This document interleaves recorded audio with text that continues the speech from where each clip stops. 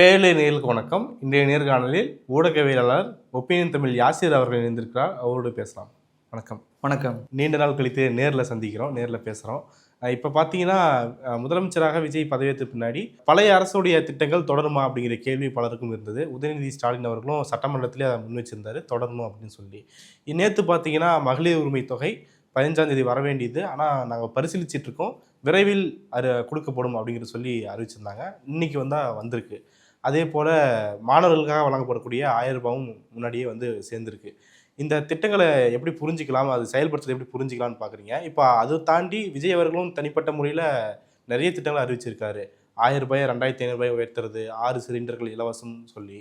அது அது நிறைய பேர் நம்பிக்கையின்மையை வெளிப்படுத்துகிறாங்க. அது மேலே அது சாத்தியம் கிடையாது அப்படிங்கிற விஷயத்த எப்படி பார்க்குறீங்க? பழைய அரசுடைய திட்டங்கள் தொடர்வதற்கும் பழைய அரசுடைய திட்டங்கள் மட்டுமே தொடர்வதற்கும் வித்தியாசம் இருக்குது. பழைய அரசுடைய திட்டங்கள் மட்டுமே தொடரக்கூடிய ஒரு ஆட்சியாக தான் இந்த ஆட்சியை நான் பார்க்குறேன். புதுசாக எதுவும் இம்ப்ளிமெண்ட் பண்ண மாதிரி தெரியல. ஆட்சிக்கு வந்தவுடன் பதவியேற்பு விழாவிலேயே இவர் என்ன சொன்னார், கஜனா காலின்னாரு. நான் இனிமே தான் உள்ளே போய் பார்க்கணும் அப்படின்ற வார்த்தையும் பயன்படுத்தினார். அப்போவே உள்ளே போய் பார்க்காம எப்படி கஜானா மட்டும் காலியாச்சுன்ற கேள்வியை கேட்டாங்க. கஜனா காலின்னு சொன்னவர் முதல் வாக்குறுதியாக 200 யூனிட் ஃப்ரீ அப்படின்றதுல கையெழுத்து போடுறாரு. இதனால் கூடுதலாக 1730 கோடி அரசாங்கத்துக்கு ஆண்டுக்கு செலவாகும் அப்படின்றத சொன்னாங்க. அதை மட்டும் எப்படி செயல்படுத்தினீங்க, கஜானா காலி இல்லையா அப்படின்னு சொல்லி மக்கள் கேட்டாங்க. இப்போது நேற்றைக்கு என்ன பண்ணார், அரசு ஊழியர்களுடைய அகவிலை படியை உயர்த்திருக்கிறார் 2%. இதன் மூலமாக 1230 கோடி ரூபாய் கூடுதல் செலவாக ஆண்டுக்கு தமிழ்நாடு அரசுக்கு ஆகப்போகுது. இதுக்கு கஜானால காலி இல்லையா அப்படின்னு சொல்லி கேள்வி கேட்குறாங்க. அப்போ அந்த கஜானா காலி அப்படின்னு சொல்லி விஜய் அவர்கள் சொன்னது அப்பட்டமான பொய் அப்படின்றது தெரிஞ்சு போச்சு. இந்த 5 நாட்கள்லேயே விஜயோடைய ஆட்சியுடைய லட்சணம் தமிழ்நாட்டு மக்களுக்கு புரிஞ்சிருச்சு அப்படின்னு தான் சொல்லுவேன். ஏன்னா இவர் என்ன திட்டங்களை சொல்லி வந்தாரோ அது எதுவுமே நடக்காது அப்படின்ற பிம்பம் இந்த 5 நாள்லேயே தெரிஞ்சு போச்சு. அவர் மாதம் 200 யூனிட்னாரு. இப்போ அதை 2 மாதத்திற்கு, அதுவும் 500 யூனிட்டுக்குள்ளே யூஸ் பண்ணுறவங்களுக்கு மட்டும்தான் சொன்னதுனால இப்போ வெறும் 200 ரூபாய் மட்டும்தான் மிச்சமாகும் ஒவ்வொரு குடும்பத்துக்கும் அப்படின்ற நிலை வந்துருச்சு. இப்போ மகளிர் உரிமை தொகை திட்டம் 2500 ரூபாய் கொடுப்பதாக சொன்னார். அதுவும் என்ன மாதிரியான வாக்குறுதி அவர் கொடுத்தாரு, உமன்ஸ் டே அன்னைக்கு பெண்களை கூட்டி வச்சுக்கிட்டு இந்தியாவில் நம்பர் 1 மாநிலம்னு தம்பட்டு அடிக்கிறாங்க, ஆனால் வெறும் 1000 ரூபா தான் கொடுக்குறாங்க. இதனால ஒரு மளிகை பொருள் கூட வாங்க முடியாது, நான் 2500 ரூபா கொடுக்குறேன் அப்படின்னு சொல்லி சொன்னார். 2500 ரூபா கொடுத்தாரா அப்படின்னு சொல்லி கேட்டால் இல்லை, 1000 ரூபாய் கூட கொடுக்க மாட்டேன்னு சொல்லிட்டு தான் முதல் நாள் இவர் அறிக்கை விட்டார். இப்போதைக்கு வராது காசு, நாங்கள் பின்னர் கொடுப்போம் அப்படின்னு சொல்லிட்டு பேக் அடித்தார். இப்போ முன்னாள் முதலமைச்சராக இருந்த ஸ்டாலின் அவர்கள்லேருந்து எல்லோருமே எதிர்ப்பு தெரிவித்த உடனேயே அந்த 1000 ரூபாயாவது போடுங்கன்னு சொல்லி கோரிக்கை வச்ச உடனே அந்த 1000 ரூபாய் மட்டும் இப்போ போடக்கூடிய சூழல் என்பது உருவாகுது. 60 வயசுக்கு மேலே உள்ளவங்களுக்கு நான் கொடுக்க மாட்டோம், 60 வயசு கீழே உள்ளவங்களுக்கு மட்டும்தான் இந்த ஸ்கீமை நான் கொடுக்க போகிறேன், எங்களுக்கு டைம் வேணும் அப்படின்றதான் விஜய் சொல்லக்கூடிய அவகாசம். இப்போ இந்த 60 வயசுக்கு கீழே உள்ளவங்கள லிஸ்ட் எடுப்பதை எப்படி எடுக்க போகிறீங்க? அதுக்கு அமைச்சர்களை உருவாக்கிட்டீங்களா, துறை அமைச்சர்களை கொண்டு வந்துட்டீங்களான்னு கேட்டால் அதுவும் இல்லை.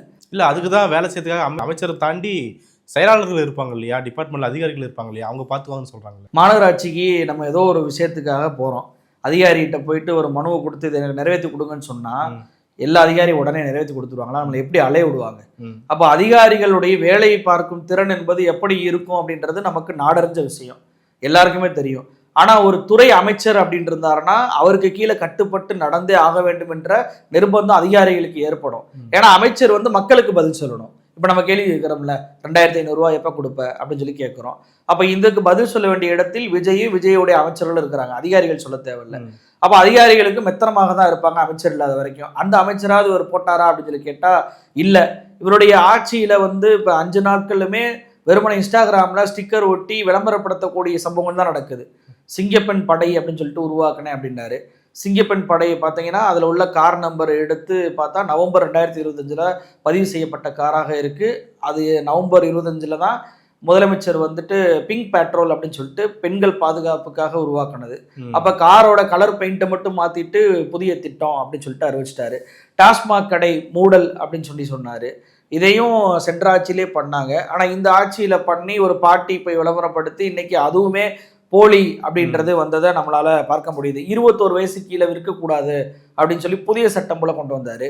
அதேமாதிரி 2023 திமுக ஆட்சியில ஜிஓ வெளியிட்டிருக்கிறாங்க. அமைச்சர் பேசின வீடியோக்கள் எல்லாம் இப்போ வைரலாக தான் பார்க்க முடியுது. அப்போ வந்துட்டு எல்லா விஷயமுமே 5 நாட்கள் நடந்த அத்தனை விஷயங்கள் நீ பார்க்கும்போது வெறுமன ஸ்டிக்கர் ஒட்டுவது இருக்குது. கூடுதலாக பழைய ஆட்சியில் என்ன திட்டங்கள் கொண்டு வந்தாங்களோ அந்த திட்டங்கள் மட்டுமே தொடர்வதை பார்க்க முடியுது. இவருடைய வாக்குறுதிகள் ஒன்றை கூட இவர் நிறைவேற்றல. ஒரே ஒரு விஷயத்தை மட்டும் நிறைவேற்றிருக்கிறார். அது 200 யூனிட். அதுலேயும் மக்களை ஏமாற்றி விட்டார். இப்போ 1 கோடி பேரை மகளிர் உரிமை தொகையில் விஜய் அவர்கள் ஆட்சிக்கு வந்த 5 நாளில் ஏமாற்றி விட்டார் அப்படின்றதான் என்னுடைய பார்வை. நீங்கள் கேட்டீங்க இவருடைய வாக்குறுதிகளால் நிறைவேற்ற முடியுமா, நிதி நிலைமை எப்படி இருக்குது அப்படின்றத பார்க்கும்போது இவர் 2500 ரூபா கொடுக்குறேன் அப்படின்றாருல. ஏன் இந்த 2500 ரூபா இவரால் கொடுக்க முடியல அப்படின்னா, இங்கே பெண்களுக்கு அந்த 2500 ரூபாயை கொடுப்பதாக இருந்தால் 60 வயசுக்கு கீழே கொடுப்பதாக இருந்தால் கிட்டத்தட்ட 47,100 கோடி ரூபாய் வந்து செலவாகும். இது வந்து 2011 பட்ஜெட்டை வச்சு சென்சஸ் வச்சு சொல்றேன். ஓகே, இப்போ இருக்க சென்சஸை கூட்டினா இன்னும் அதிகமாகும். அப்ப 47,100 கோடி ரூபாய்க்கு எங்க இருக்கு? விஜய் அறிவிச்ச 2 திட்டங்கள், புதிய திட்டங்கள் 200 யூனிட்டும் அகவிலைப்படை உயர்வும், ரெண்டுமே 1,700 கோடி 1,200 கோடி 1000 கோடி கூடுதல் செலவு தான். ஆனா 47,000 கோடி கூடுதல் செலவானா விஜயோடைய நிலைமை என்ன ஆகும், தமிழ்நாட்டுடைய நிதி நிலைமை என்ன ஆகும் அப்படின்றத பார்க்கணும். அப்போ அதெல்லாம் செயல்படுத்த முடியாது என்பதற்காக தான் இவர் திட்டமிட்டு அமைச்சரவையில் ஒரு பக்கம் கொண்டு வராமல் இருக்கிறதும், இன்னொரு பக்கம் வெறுமன ஆலோசனை கூட்டம் மட்டும் போட்டுக்கிட்டு இருக்கிறது, பின்னர் அறிவிக்கப்படும் சொல்றது காரணம்லாம் இதுதான். இதே மாதிரி 1000 ரூபாய் கொடுப்பேன்னு ஸ்டாலின் சொல்லும் போதும் இதே மாதிரியான விமர்சனங்கள் வைக்கப்பட்டது. ஆனால் ஸ்டாலின் வந்து அதில் சாதிச்சு காட்டினாரு. அதை போல விஜய் சாதிச்சு காட்டுவார்னு சொல்றாங்கல்ல. விஜய் வந்து என்ன சொல்றாரு, 10 லட்சம் கோடி கடன் இருக்கு, நான் ஒரு வெள்ளை அறிக்கை வெளியிடணும், அதன் பின்பு தான் எல்லாத்தையுமே நான் வந்து பண்ணணும் அப்படின்றாரு. ஸ்டாலின் அவர்கள் ஆட்சியை விட்டு போறதுக்கு முன்னாடி, தேர்தலுக்கு 1 மாசம் முன்னாடி 5,000 ரூபா போட்டாரா இல்லையா? அது 5,000 ரூபா மகளிர் உரிமை தொகையை தான் போட்டிருக்கிறாரு. அப்போ இவர் 2 மாசத்துலயே ஆட்சிக்கு வந்துட்டாரு. இந்த 2 மாசத்துல எதுவும் கடன் வாங்கினாங்களா? எதுவும் வாங்கவே இல்லை. அப்ப ஒரு கடனும் கூடல, அதே கடன் தான் இருக்கு. அப்படின்றப்போ இவர் வந்தோடனே வந்து போட்டிருக்கலாமே. ஏன் பேக் அடிக்கணும்? 1000 ரூபா போட மாட்டேன், 2,500 ரூபா தான் போடுவேன்னு சொல்லிட்டு காலாவாசம் கேட்டுட்டு ஏன் இப்போ 1000 ரூபா மட்டும் போடணும்? ஏன்னா மக்களுடைய எதிர்ப்பு குரல் வந்துடும் அப்படின்ற பயம் விஜய்க்கு வந்துருச்சு. 5 நாள்லேயே இந்த பயத்தை அவர் சந்திக்க ஆரம்பிச்சிட்டாரு. அதான் அவருடைய நிர்வாக கோளாறுடைய பார்வையாக இருக்கு. இன்னொரு, இந்த 2,500 ரூபா மட்டும் கிடையாது. இவர் சொன்னார் 6 சிலிண்டர் ஃப்ரீ அப்படின்னாரு. இந்த 6 சிலிண்டர் ஃப்ரீயை பொறுத்த வரைக்கும் 2011 சென்சஸ் படி பார்த்தீங்க அப்படின்னா இந்த செலவு என்பது 9,990 கோடி ரூபாய் வந்து ஆகும். இதுவே சென்சஸ் படி இப்போ கூடுதலாக எடுத்தோன்னா இன்னும் 12,000 கோடிக்கு மேலே போகும்னு வச்சுக்கோங்களேன். இந்த தொகையும் கிட்டத்தட்ட 10,000 கோடி ரூபாய் அளவுக்கு இருக்கும்போது இந்த திட்டத்தையும் விஜயால நிறைவேற்ற, கேஸ் விலை எவ்வளவு உயரணும்னு தெரியாது. ஆமா, இப்போ பெட்ரோல் விலையெல்லாம் உயர்ந்துகிட்டு இருக்கு, பெட்ரோல் டீசல் உயர்ந்துகிட்டு இருக்கு, கேஸ் விலையும் உயர போகுது. ஸோ இந்த திட்டத்தை விஜயால கண்டிப்பாக கொண்டு வரவே முடியாது. அடுத்து இவர் சொன்னது குழந்தைகளுக்கு ஆண்டுக்கு 15,000 ரூபா, அந்த கார்டியன் பெற்றோருக்கோ கார்டியனுக்கோ நான் வந்து போட்டுருவேன், வருஷத்துக்கு 15,000 ரூபா போட்டுருவேன் நான் அப்படின்னாரு. அதற்கு மட்டும் பார்த்தீங்கன்னா 8,438 கோடி ரூபாய் வேணும். ஏன்னா 56.2 லட்சம் மாணவர்கள் இருக்கிறாங்க. அப்போ இதுவும் 10,000 கோடி ரூபாய் கிட்ட வந்துருச்சு. இப்போ இந்த 15,000 வருமா அப்படின்றது மிகப்பெரிய கேள்வி ஆயிடுச்சு. விவசாயிகளுக்கு ஆண்டுக்கு 15,000 ரூபாய் கொடுக்குறேன் அப்படின்னாரு. அதற்கு பார்த்தீங்க அப்படின்னா 11,910 கோடி ரூபாய் வேணும். 79.4 லட்சம் விவசாயிகள் இருக்கிறாங்க. இது வந்து அக்ரி சென்சஸ் 2015 to 16 எடுத்த அந்த சென்சஸ் படி பார்த்தீங்கன்னா இவ்வளவு பேர் இருக்கிறாங்க. இதற்கும் 11,000 கோடி வேணும் அப்படின்றப்போ இதுவும் அவரால் நிறைவேற்ற முடியாது. விவசாயிகளுக்கு ஆண்டுக்கு 10,000 ரூபாய், அதாவது விவசாய கூலிகளுக்கு, விவசாயம்னா நிலம் வைத்திருப்பவர்களுக்கு, அது கூலிகள் இருப்பாங்கல்ல அவங்களுக்கு ஆண்டுக்கு 10,000 ரூபாய் கொடுக்குறேன்னாரு. அதற்கு 9,600 கோடி ரூபாய் செலவாகும். 96 லட்சம் விவசாய கூலிகள் இருப்பதாக சென்சஸ் வந்து சொல்லுது. அப்போ அதற்கும் 10,000 கோடி ரூபாய் செலவு, அதையும் அவரால் நிறைவேற்ற முடியாது. மீனவர்களுக்கு ஆண்டுக்கு 27,000 ரூபாய் நான் வந்து கொடுப்பேன் அப்படின்னாரு. மீனவர்களை பொறுத்த வரைக்கும் 2.02 லட்சம் குடும்பம் இருக்கு. இது வந்து மெரைன் ஃபிஷனரிஸோடைய சென்சஸ் படி 545 கோடி ரூபாய் இதுக்கு வேணும். இதையும் நிறைவேற்று என்பது சாத்தியம் இல்லை. அதே போல இளைஞர்களுக்கு ஸ்டைஃபன் கொடுக்குறேன் அப்படின்னாரு. ஸ்டைஃபனுடைய ஊதியம், அதாவது கிராஜுவேட்டுக்கு 10,000, ஐடிஐ டிப்ளமோ அப்படின்னா 8,000 ரூபாயை நான் கொடுப்பேன் அப்படின்னாரு. அதற்கு வந்து பார்த்தீங்கன்னா 5 லட்சம் இளைஞர்கள் இருக்கிறாங்க, அவங்களுக்கு 5,400 கோடி ரூபாய் வந்து கொடுக்கணும். இதையும் நிறைவேற்ற முடியாது. Health insurance கொடுக்குறேன்னாரு. 849 ரூபாயிலேருந்து 1,698 ரூபாயை அதை டபுள் ஆக்குறேன் அப்படின்னாரு. 1,274 கோடி ரூபாய் வேணும். 1.5 கோடி குடும்பம் இருக்குது, அதையும் அவரால் பண்ண முடியாது. வேலையில்லா இளைஞர்களுக்கு 4,000 ரூபாய் மாதம் தரேன்னாரு. அதுக்கு 4,800 கோடி ரூபாய் வேணும். பிஎல்எஃப்எஸ் டேட்டா படி 10 லட்சம் பேர் வேலை இல்லாமல் இருக்கிறாங்கன்ற அந்த டேட்டா சொல்லுது. ஸோ இதெல்லாம் வந்து இவர் சொன்ன திட்டங்கள் பார்த்தீங்கன்னா கிட்டத்தட்ட 1 லட்சம் கோடி கிட்ட நெருங்கிருச்சு. நான் சொன்ன டேட்டான்றது. தமிழ்நாடு அரசு வருமானம் எவ்வளவு அப்படின்னா 3,31,569 கோடி ரூபாய் தான் 2025-26 பட்ஜெட் படி. அப்போ இவர் 1 லட்சம் கோடி அப்படின்னா 30% கிட்ட இவருக்கு வந்து இவருடைய வாக்குறுதி படியே வந்து நிறைவேற்றணும் அப்படின்ட்டு இது போக இவர் வந்து கூட்டுறவு துறையில் வாங்கிய கடனெல்லாம் ரத்து பண்ணுறேன் அப்படின்ட்டு இருக்கிறாரு. அதே போல் அண்ணன் சீர்திட்டம், பட்டு புடவை 1 பவுன் தங்கம் கொடுக்குறேன் அப்படின்ட்டு இருக்கிறாரு. பிறந்த குழந்தைகளுக்கு தங்க மோதிரம் கொடுக்குறேன் இருக்கிறாரு. அதே போல் மகளிர் சுய உதவி குழுக்கு வந்து 5 லட்சம் கடன் வந்து நான் வந்து ஃப்ரீயாக தரேன் அப்படின்ட்டு இருக்கிறாரு. அது போக சிட்டி உருவாக்குறேன் அப்படின்ட்டு இருக்கிறாரு. அதுக்கு டேக்ஸ் இன்சென்டிவ் கொடுக்கணும், அதற்கு நிறைய செலவுகள், லேண்டு வந்து ஃப்ரீயாக கொடுக்குற மாதிரி கூட சூழ்நிலைகள் உருவாகலாம். அப்போ இது எல்லாத்தையும் நீங்கள் கால்குலேட் பண்ணால் 1.5 லட்சம் கோடி கிட்ட பணம் தேவைப்படும்னு வச்சுக்கோங்களேன். இப்போ விஜய் வந்து தன்னுடைய வாக்குறுதியை ஏன் நிறைவேற்றாமல் தள்ளி போடுறாருன்னா இதுதான் அதுக்கு காரணம். பணம் வந்து இவ்வளவு ரூபாய்க்கு வருமானமே வராதப்ப இதை மட்டுமே செலவழிச்சிட்டோம் அப்படின்னா அரசு ஊழியர்களுக்கு பணம் கொடுக்கணும். அதே போல் நம்ம வாங்கின கடனுக்கு வட்டி வந்து திருப்பி செலுத்தணும், இன்ஃப்ராஸ்ட்ரக்சரை உருவாக்குறதுக்கு பணங்கள் வந்து ஒதுக்கீடு பண்ணணும்.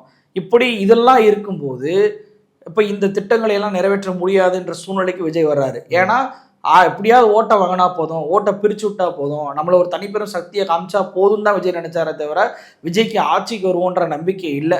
நம்பிக்கை இருந்தால் இப்படிப்பட்ட வாக்குறுதியெல்லாம் அவர் கொடுத்துருக்க மாட்டார். அப்போ இப்படியான இக்கட்ட சூழ்நிலை வந்த உடனேயே என்ன பண்ணுவார்? கடன் தான் வாங்குவார். இன்னைக்கு 10 லட்சம் கோடி கடன் இருக்குன்னு சொல்லக்கூடிய விஜய் தன்னுடைய வாக்குறுதியை நிறைவேற்றுவதற்கு ஆண்டுக்கு 1.5 லட்சம் கோடியாவது கடன் வாங்க வேண்டும். அப்போ இவருடைய 5 ஆண்டு இவர் ஆட்சி செஞ்சு முடியும் போது தமிழ்நாட்டுடைய கடன் 10 லட்சம் கோடியிலேருந்து 20 லட்சம் கோடி ரூபாய் கூட போவதற்கான வாய்ப்பு இருக்குது. அட்லீஸ்ட் 17 லட்சம் கோடிக்காவது போக வேண்டிய வாய்ப்பு இருக்குது. இவருடைய தனிப்பட்ட எந்த ஒரு அறிவும் இல்லாமல் இவர் உருவாக்கிய சொன்ன இந்த வாக்குறுதிகளால் ஒட்டுமொத்த தமிழ்நாட்டுடைய மக்கள் தலையில தான் மிகப்பெரிய பேர்டன் விழுக போகுது அப்படின்றதான் என்னுடைய பார்வை. இது கொஞ்சம் கொஞ்சமாக கூட நிறைவேற்ற முடியுமா அப்படின்னா கண்டிப்பாக நிறைவேற்ற முடியாது. அதுக்கான வேலைகளில் இப்பயே விஜய் தரப்பு இறங்கிட்டாங்க. என்னன்னா இன்ஸ்டாகிராமில் எப்படி பேசி பேசி மக்கள்கிட்ட அனுதாப அலையை தேடி தேடி தனக்கு ஆதரவாக ஓட்டு போட வச்சாரோ, குழந்தைகளை எப்படி ஏமாற்றி அழுக வச்சு சாப்பிடாம நிர்பந்தம் பண்ணி பெற்றோர்களுடைய வாக்குகளை வாங்கினாரோ, அதே மாதிரி பார்த்தீங்கன்னா இப்போ என்ன நடக்குது? விஜய் அண்ணா நீங்கள் ஆட்சி மட்டும் பண்ணால் போதும், எங்களுக்கு 2,500 ரூபா பணம் வேணாம், நாங்கள் வந்துட்டு சமாளிச்சுக்கிடுவோம், நாங்களே சம்பாரிச்சு அதை நாங்கள் வந்து எங்களுடைய குடும்பத்தை பார்த்துக்கிறோம் அப்படின்னு சொல்லிட்டு சில பெண்களை பேச வைக்கிறாங்க. அந்த பெண்கள்லாம் ரோடு மைக்கை மாட்டிக்கிட்டு பேசுவதை பார்க்க முடியுது. ரோடு மைக்குடைய விலை என்ன? இன்னைக்கு 20,000 ரூபாய்க்கு மேலே இருக்கக்கூடிய அந்த மைக்கை மாட்டிக்கிட்டு பேசக்கூடிய பெண் 2,500 ரூபாயை துச்சமாக தான் பேசுவாங்க, 1000 ரூபாயை துச்சமாக தான் பேசுவாங்க. ஏற்கனவே உங்கள் கட்சியில் வந்து ஓசி பஸ் வேணுமா அப்படின்னு சொல்லிட்டு கோஷம் போட்டதெல்லாம் நம்ம பார்த்தோம்.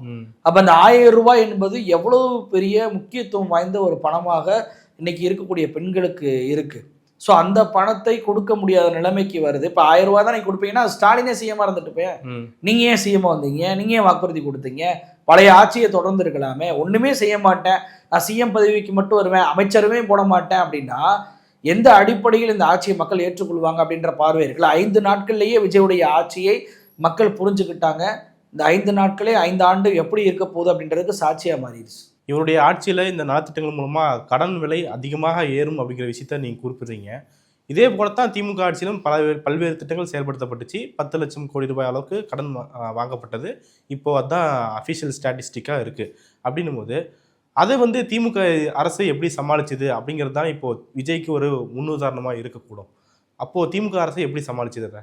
திமுக பொறுத்த வரைக்கும் அவங்க கொடுத்த வாக்குறுதி நிறைவேற்றுவது அப்படின்றது வெறும் 67,000 கோடி ரூபாய் மட்டும்தான். இவங்க கொடுத்த வாக்குறுதி என்பது 1 லட்சம் கோடி. அவங்களுடைய நிர்வாக திறமை, அதாவது அவங்க அமைச்சர்கள்லாம் போட்டு, நீங்கள் சொன்ன நிதியமைச்சராக திரு பிடிஆர் அவர்களை போட்டு நிதியை எப்படி கையாளணும் அப்படின்ற முறைகளை எல்லாத்தையும் இது பண்ணி ஒயிட் பேப்பரை வெளியிட்டு அனைத்து விஷயங்களையும் உடனடியாக பண்ணாங்க. ஒயிட் பேப்பர் வெளியிட்டாங்களா? ஆமாம், பிடிஆர் முதல் முறைன்னு சொல்லிட்டு இருக்காங்க. அதெல்லாம் போய் பிடிஆர் அவர்கள் ஆட்சிக்கு வந்த மே மாதமே நான் வந்துட்டு பல்வேறு பிரச்சனைகள் இருப்பதை பார்க்குறேன், எதுக்காக ஒயிட் பேப்பர் வெளியிட்டாங்க? ஒரு ஆட்சி குறை சொல்கிறதுக்காக ஒயிட் பேப்பர் வெளியிடுறது. இப்போ என்ன நினைக்கிறாங்கன்னா தாவேக்கா ஒயிட் பேப்பர் வெளியிட்டு அது ஒரு பிரம்மாஸ்திரம் போல், அது வந்துட்டா ஸ்டாலினை வந்து எவ்வளோ மோசமாக ஆட்சி பண்ணார் தெரிஞ்சிடும் போல் அப்படி நினைக்கிறாங்க. அது வெறும் வரவு செலவு கணக்கு தான். ஒயிட் பேப்பர் ஏன் திமுக ஆட்சியில் பிடிஆர் அவர்கள் வெளியிட்டதா சொன்னாருன்னா, அவங்க சிஏஜி அறிக்கை 5 சிஏஜி 5 ஆண்டு சிஏஜி அறிக்கையை அதிமுக அரசு வெளியிடவே இல்லை, வெளிப்படைத்தன்மையே இல்லை. அப்போ எப்படி நிதி நிலைமை இவங்க கையாண்டாங்க அப்படின்றத நாட்டு மக்களுக்கு சொல்லி ஆகணும் என்ற அடிப்படையில் தான் ஒயிட் பேப்பரை மே மாதம் நான் ரிலீஸ் பண்ண போகிறேன்னாரு. சொன்னதை போலவே ஆகஸ்ட் 9 பிடிஆர் அவர்கள் ஒயிட் பேப்பரை ரிலீஸ் பண்ணார். அதிலேயே அதிமுக எந்த அளவுக்கு மோசமாக நிதி நிலைமையை கையாண்டாங்க அப்படின்றது வெளியே வந்துச்சு. அப்படி இருந்த போதும், கொரோனாவுடைய அலை இருந்த போதும், அதே போல் நிறைய பிரச்சனைகள் அந்த டைமில் இந்த நிதி மோசடிகள்லேருந்து எல்லாத்தையும் பண்ண போதும், அந்த எல்லாத்தையும் சரி பண்ணி அவங்களுக்கு 2 ஆண்டு காலம் எடுத்துக்கொண்டு 3வது ஆண்டு காலத்திலேருந்து வளர்ச்சியை நோக்கி தமிழ்நாடு போயிடுச்சு. ஸ்டாலினுக்கு ஆட்சியை கையில் கொடுக்கும்போது நிதி நிலைமை எப்படி இருந்துச்சு, விஜய்க்கு ஆட்சியை கொடுக்கும்போது நிதி நிலைமை எப்படி இருந்துச்சு. ஸ்டாலின் அவர்களுக்கு ஆட்சியை கையில் கொடுக்கும்போது வெறும் 1.6% வளர்ச்சியோடு தான் தமிழ்நாடு இருந்துச்சு. விஜய்க்கு ஆட்சியை கொடுக்கும்போது தமிழ்நாட்டுடைய வளர்ச்சி 10.83%. தொடர்ச்சியாக 2 ஆண்டுகள் இரட்டை இலக்க வளர்ச்சியை வந்து அடைஞ்சிருக்கிறாங்க. அப்படின்றப்போ விஜய்க்கு அதிகப்படியான வருமானம் அதிகமாக வரக்கூடிய அளவுக்கு ஆட்சியை வந்து கொடுத்துட்டு போயிட்டார் ஸ்டாலின். அப்போ வருமானம் என்பது அதிகரிச்சிருக்கு, கடன் என்பது கட்டுக்குள் இருக்கு. கட்டுக்குள்ளனா இப்போ பிசிக்கல் டெபிசிட் பார்த்தீங்கன்னா 3% தான் இருக்கு. ஆனால் விஜய் அவர்கள் இப்போ ஆட்சிக்கு வந்து இவருடைய வாக்குறுதிகள்லாம் ஒரே கையெழுத்தை நிறைவேற்றுறாருன்னு வச்சுக்கோங்களேன், ஆண்டுக்கு 1% அப்படின்னு சொல்லிட்டு பிசிக்கல் டெபிசிட் அதிகமாகும், 4% கிட்ட அதிகமாகும், 5% ஆகும், 6% ஆகும். கடனை கட்ட முடியாத சூழல் உருவாகும், எக்ஸ்ட்ரா கடனை வாங்கக்கூடிய நிலைமைக்கு தள்ளுவாங்க. எக்ஸ்ட்ரா கடன் வாங்கும்போது இப்போ இவ்வளவு 10 லட்சம் கோடி கடன்லாம் சொல்கிறோம்ல, இது கட்டுக்குள்ளே இருக்குது அப்படின்றது தான் ஆர்பிஐ டேட்டா. இந்த கட்டுக்குள் இருப்பது என்பது தாண்டிடும். விஜயோடைய ஆட்சியில் அவருடைய வாக்குறுதியெல்லாம் நிறைவேற்றினா தாண்டும். இல்லை அப்படி தாண்டினாலுமே நீங்கள் சொல்கிறபடி பார்க்கும்போது இப்போது தமிழ்நாடு வளர்ச்சி அடைஞ்ச மாநிலமாகத்தான் இப்போது திமுக அரசு கொடுத்துட்டு போயிருக்கு அப்படின்னு சொல்கிறீங்க. அப்போது அவங்களுக்கு செலவினம் அதிகமானால் இதை வச்சு அவங்களால ஈடுகட்ட முடியாதா? இருக்கிற பணத்தை வச்சு ஈடுகட்டலாம். புதிதாக என்ன பண்ணுவீங்க, புதிய வருமானத்தை கிரியேட் பண்ணணுமே. இப்போ புதிய வருமானத்தை ஸ்டாலின் அவர்கள் கிரியேட் பண்ணிக்கிட்டே இருந்தார். நிறைய முதலீடுகளை ஈர்த்தாரு, நிறைய நிறுவனங்களை வர வச்சாரு. அதன் மூலமாக தமிழ்நாட்டுடைய வருமானம் என்பது அதிகமாகிட்டே போச்சு. வருவாய் பற்றாக்குறைக்கு நிதி பற்றாக்குறைக்கு இருக்கக்கூடிய டிஃபரன்ஸை 0.6% ஏற்கனவே இல்லாத அளவுக்கு ஆக்குனாங்க. இப்போ நீங்கள் புதிய வருமானமே உருவாக்காமையே நீங்கள் வந்து பல்வேறு விஷயங்களை பண்ணுறீங்க. இல்லை ஆதவர்ஜுனா சொல்கிறாரு புதிய தொழில் நிறுவனங்களை ஈர்க்கிறதுக்காக முதலமைச்சர் பிளான் போட்டிருக்காரு அப்படின்னு சொல்லி. இன்றைக்கி பார்த்தீங்கன்னா அவருடைய தலைமையில் வந்து டிவிஎஸ் கம்பெனி, பிஎம்டபிள்யூன்னு சொல்லி அவருடைய தலைமை அதிகாரிகள் வந்து முதலமைச்சர் விஜய் கூட வந்து ஆலோசனை நடத்துகிறாங்க. இதெல்லாம் ஒரு முக்கிய முன்னெடுப்பை பார்க்க முடியாதா? வெறும் முதலமைச்சர் மட்டுமே எல்லாத்தையும் பண்ணிட முடியுமா? துறை அமைச்சர்களே இல்லையே. துறை அமைச்சரே இல்லாமல் நான் ஏற்கனவே சொன்ன அதிகாரிகள் வேலை செய்ய மாட்டாங்க. எப்படி முதலீடுகளை ஈர்ப்பீங்க? இப்போ டிஆர்பி ராஜான்னு ஒருத்தர் இருந்தார் தொழில்துறை அமைச்சராக. அவர் வெளிநாடெல்லாம் பயணப்பட்டு எல்லா நிறுவனங்கள்ட்டையும் பேசி அதன் பின்பு முதலமைச்சரை அழைத்துட்டு போயிட்டு அங்கே அவருக்கு டீல் வந்து பேசி முடிச்சு கையெழுத்தானது. இப்படி தான் நம்ம பார்த்துருக்கோம். முதலீட்டாளர் மாநாடு நடத்தினாலும் துறை அமைச்சர் இருக்கணும்.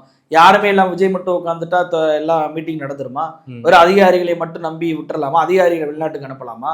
அப்போ அதிகாரிகளுடைய ஆட்சியை விஜய் அவர்கள் செய்யணும்னு நினைக்கிறாரா? ஒற்றை மனிதனால எதுவும் மாற்ற முடியாது. அரசியலமைப்பு சட்டமே என்ன சொல்லுதுன்னா முதன்மை அமைச்சர் ப்ளஸ் கவுன்சில் ஆஃப் மினிஸ்டர் அப்படின்னு தான் சொல்லுது.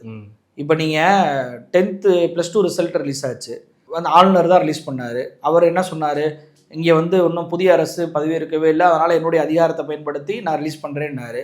இப்போ 10th ரிசல்ட் வரப்போகுது, என்ன பண்ண போகிறீங்க? விஜய் ஒரு ஆளாக இருந்து இன்னைக்கு தொழில்துறை நிறுவனங்கள்கிட்ட பேசுகிற மாதிரி முதலீடுகளை நான் ஈர்க்க போகிறேன் ஒற்றையாளா அப்படின்ற மாதிரி 10th ரிசல்ட்டை நானே வெளியிட வைப்பேன் அப்படின்னு சொல்லுவாரா? எப்படி முடியும்? அமைச்சர் அப்படின்றது துறைக்கு இல்லாமல் இது சாத்தியமே கிடையாது. 60 வயசுக்கு உள்ளே இருக்கிறவங்க லிஸ்ட் எடுக்கணும், நம்ம மகளிர் உரிமை தொகைக்குன்னு சொன்னால் கூட அமைச்சர் இருக்கணுமே. அமைச்சர் இருந்தால் தானே அந்த வேலை நடக்கும். அப்போ 10th ரிசல்ட்டை ஆளுநரே வந்து ரிலீஸ் பண்ணிடுவாரா? அது அரசாங்கத்துக்கு கேவலம் இல்லையா? ஒரு மக்களால் தேர்ந்தெடுக்கப்பட்ட அரசாங்கம் பதவியேற்ற பின்னாடி பெரும்பான்மை நிரூபித்த பின்னாடியும் ஆளுநர் தலையீடு இருந்துச்சுன்னா அது கேவலம் இல்லையா? இந்த சூழலில் பல்வேறு முக்கியமான விஷயங்களை பார்த்துட்டீங்க. உங்களுடைய நேரத்துக்கும் கருத்துக்கும் மிக்க நன்றி. நன்றி.